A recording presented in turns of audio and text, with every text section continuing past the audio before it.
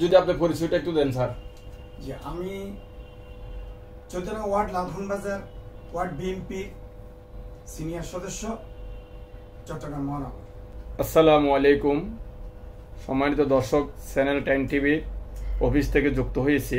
আজকে আমাদের অফিসে আমাদের মেহমানবৃন্দ রয়েছেন। আমাদের ডান পাশে রয়েছেন হাফেজ জনাব নুরুল আলম সাহেব, আর মাঝখানে রয়েছেন জনাব ফতির দত্ত স্যার।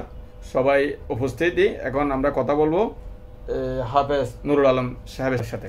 আপনি একটু আসসালামু আলাইকুম।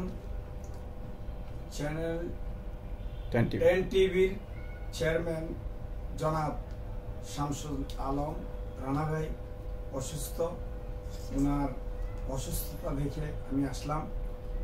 তো বিশেষ করে ওনার সুস্বাস্থ্য কামনা করছি আল্লাহর দরবারে।